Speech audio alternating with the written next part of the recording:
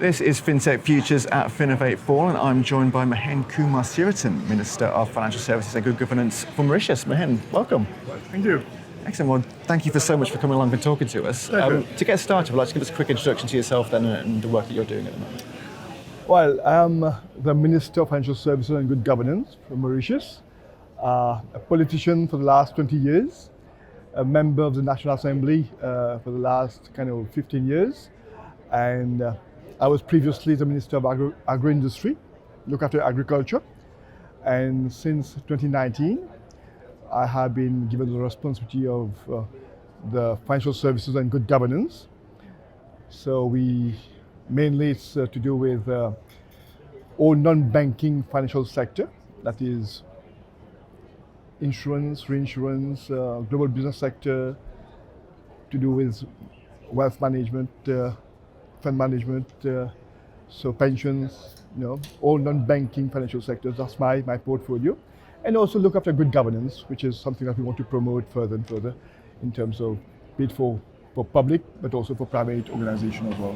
Excellent, excellent. So, to start then, can you tell us a bit more about how Mauritius has evolved then as an international financial services centre and what you've been doing there? Well, Mauritius has, only last year, we celebrated the 30 years of our IFC. In fact, if you look at the history of Mauritius, ever since the 17th century, we've had always Europeans going to Asia using that Mauritius route, because at that time they were traveling by sea, so they had to stop over in Mauritius. And if I can say, since that time, Mauritius was a hub in terms of payments and settlement hub, and of course for traders. But when you look at the past 55 years since we got independence in 1968, we have over the years developed and diversified our economy.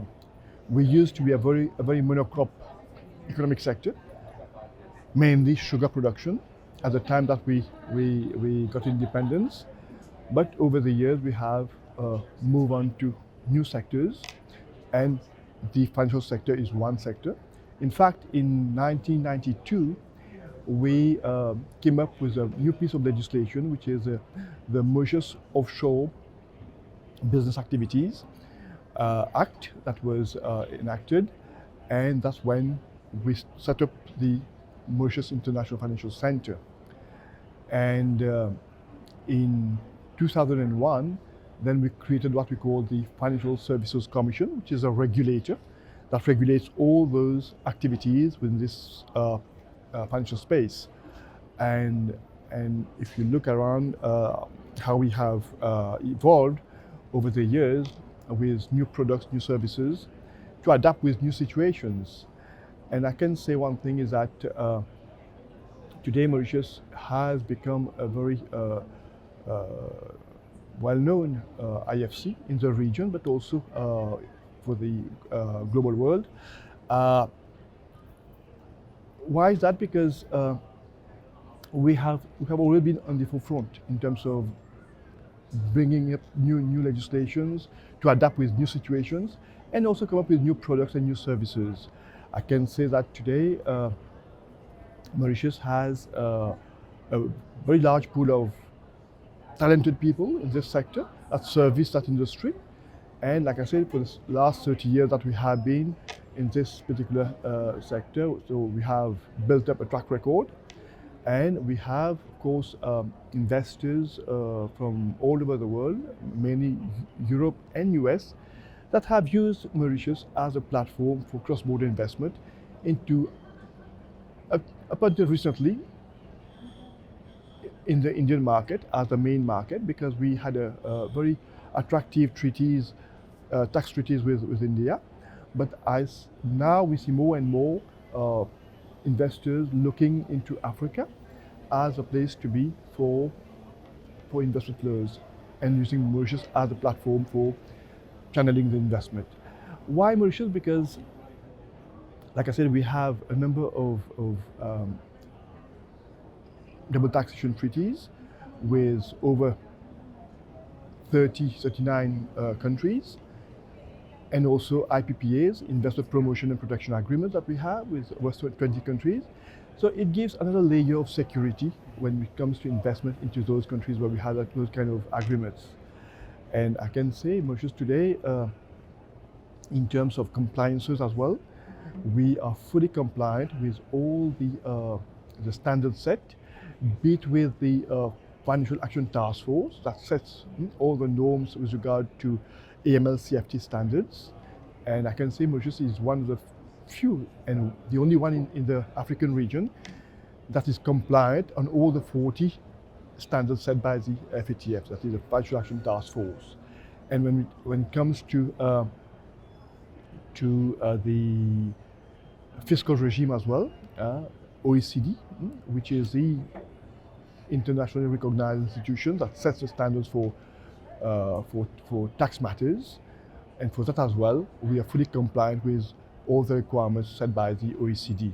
So on those two issues, so we are fully compliant. That gives an additional comfort and kind of it secures all the investors who are looking at Mauritius as a place to do business. And over and above that, I can tell you one thing is that Mauritius is signatory to a number of agreements, free trade agreements. In fact, we are the only African country to have a free trade agreement with China, and also with India, and of course there is the African Continental Free Trade Agreement that we are also a member of that. So all in all, when you look at those three main agreements of free trade agreements that we have, it opens up access to a big market of over 4 billion consumers. Over and above that, we have also an FTA with the EU and also with the UK. So, like I said, it opens up access to those big markets. And one thing I can tell you is that Mauritius, we have the right ecosystem in place in terms of legislation that we have to secure investments. There's no capital restrictions. You can move in and out your investment. We have a very strong legal system, very independent, and our highest court of appeal is the highest court of the UK, which is the Privy Council. And so if ever there is any kind of dispute, you can go up to that court to seek anything that you feel that you are deprived of. And also, in terms of our banking system, it's a very strong banking system that we have. Mauritius, having been once a French colony and then a British colony, so we have inherited both the French legal system, which is the Code Civil, and also the English common law. So we have a unique kind of legal system, which is what we call a hybrid system, both English and French system of legal system. So we can converse both with the French-speaking countries and also with English-speaking countries. And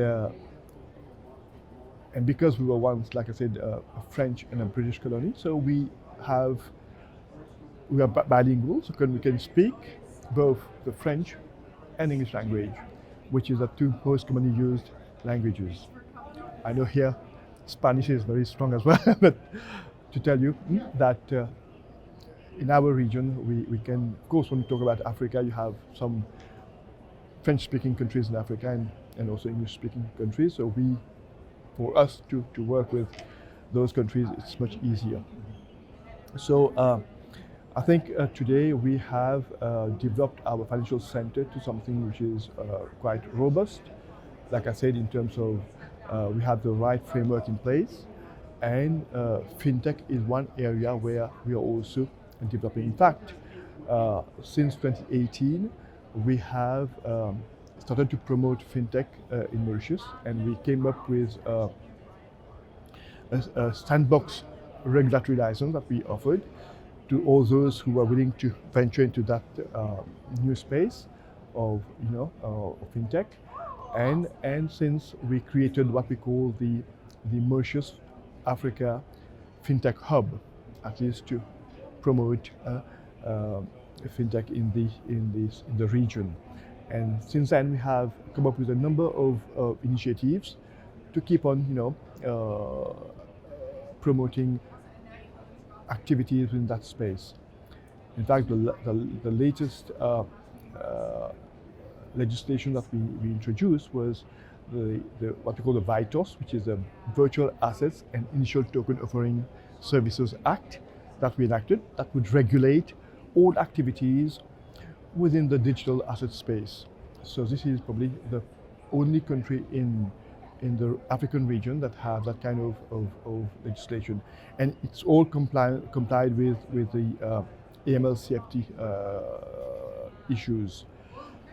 So today we are willing to promote even further, because new technologies is everywhere. Whenever we think, whatever we do in our day-to-day life today, we see new technologies, and of course, in the finance space as well, it's there. So that's why we wanted to create the right ecosystem in Mauritius to attract more investments in that new space, and that is why we have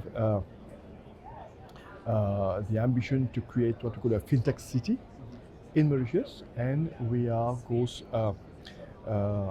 seeking the technical assistance of the UNECA, the United Nations Economic Commission for Africa, at least to get both technical and financial support to set it up.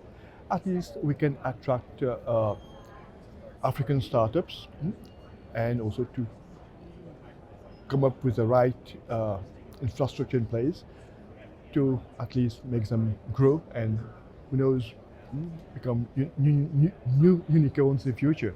So lots of things happening in there, and that's our objective, is to make this sector grow even further. In fact, we have one roadmap, blueprint that we have for this financial sector, and our aim is to double the contribution to our GDP by 2030, and that's where we are coming up with a number of new innovative products to at least attract more and more investments. So be it for wealth management, be it for family offices, be it for global share services, be it for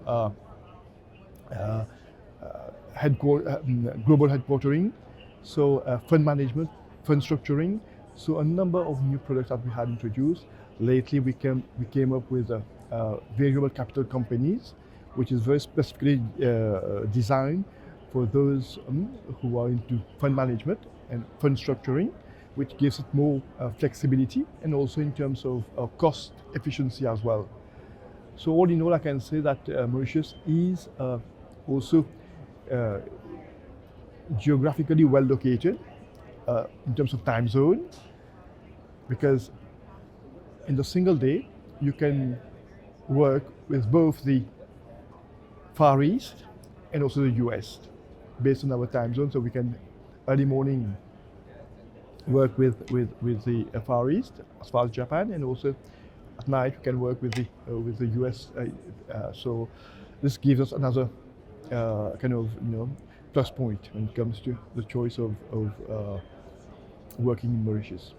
And probably the last thing I would like also to say is that, because as a safe place, I can tell you, you can feel really safe in Mauritius. Security-wise, there's no big issue. We have a very stable government. It's politically, since independence, it has always been a very stable country, and that is why we have been able to attract so much investment and diversify in so many different sectors. So we are here to at least tell the US business community that Mauritius is open to them, and please come and see what we can do, what we can offer. We have all the right ingredients to make things work for you. And of course, even though if we are a small dot in the on the planet, we are also part of the African Union. We have big market into Africa, which gives you access to that, and also, like I said, with the FTA that we have with China and India, another two big emerging economies. So that's how we are. Brilliant. Yeah, no, that sounds really great. I just wanted to focus in on the fintech side of things then. I mean, what are some of the biggest trends that you've seen there in Mauritius, and what kind of areas are picking up the most traction? In fact, when we look at what we have been doing ever since, like I said, we got into that transformative project into fintech. We have come up with a number of rules to allow for digital assets to be considered as an investment class, and also like for securities token offerings, it is also something which is we have guidelines for that allows you to operate into that sector. We have licensed peer-to-peer lending, which is something which is very much something that is taking much of traction now in terms of access to finance, and we see two big players now who have really done well ever since they started in this particular activity.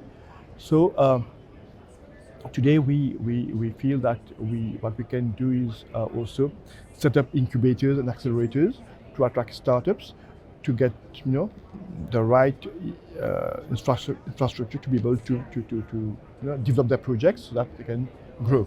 So we are putting the right kind of I would say the right ecosystem in place so that we can attract more and more startups from Africa and also from India as well. We are partnering with a number of big institutions in India to at least work with us on that, and hopefully we'll see some more things happening in this sector. Excellent. And which companies in particular are making an impact in Mauritius? I mean, if you look at, when we talk about peer-to-peer lending, there's one company called FunKiss and another one, FinClub. They are really the ones that are doing quite well. But also, I mean, even in the banking sector, they have also developed those accelerators and incubators. I can name a few. I know one is called in fact, the Afresia Bank, the Bank One. You have the ABC Banking Corporation. You have another group called Portry Group, and a few others that are really doing quite well. And so we see lots of interest. So we as a government, we are trying to put the right if I may say, infrastructure in place to attract more and more people to go into this new space. Excellent. And I mean, if you were going to, I mean, you've covered quite a few already, but if you're going to name some of the key benefits then for any fintech founders looking at Mauritius, then what would you kind of put at the top? Well, in fact, we do have a number of incentives that we have proposed, we have come up with. And of course, if you want to develop those projects, and of course, if it has a research and development component of it, then you have a grant that we do give to those who are embarking in these kind of projects. And also in terms of visa as well, you can have access to a 10-year visa entry. And of course, in terms of tax benefits as well, a number of tax benefits that we offer. So for that, I can, of course, give more details. If you would wish to have it, I can share that with you. But there are a number of initiatives that we have put in place that allow those investors to take advantage of Mauritius in that, for those type of activities that we would like to undertake. Excellent. And just to finish off then, I mean, what are some of the fintech developments that you personally are most excited by in Mauritius at the moment? I mentioned about the setting up of a fintech city. This is one thing that I'm really looking forward to put in place. And like I said, we have the support of the United Nations Economic Commission for Africa, which is providing us both technical and financial support for that. So that is something that we looking forward to put it in place very soon. And also, if I can say, we are also working towards coming up with a new national fintech strategy that we want to develop, at least to give us a clear road of where we want to go, so that all this, plug in together, so that we can really make it something that would develop further our financial services sector in Mauritius. So this is the two things that, if I can say, are something that we are really looking forward to make it happen. If I may touch on one thing also, which is, I think, as important, we are also working towards devising an ESG framework for the African region. And we see more and more investors looking for impactful projects, so sustainable projects. And we want to come up with that framework to attract more and more kind of impactful investments into the region. And this is the kind of thing that I'm looking forward to put in place. Excellent. Yeah, exciting times ahead. Really looking forward to seeing how it goes. So, Mahen, thank you again so much for Pleasure. talking to us today. Pleasure talking to you. Thank you. Thanks so much.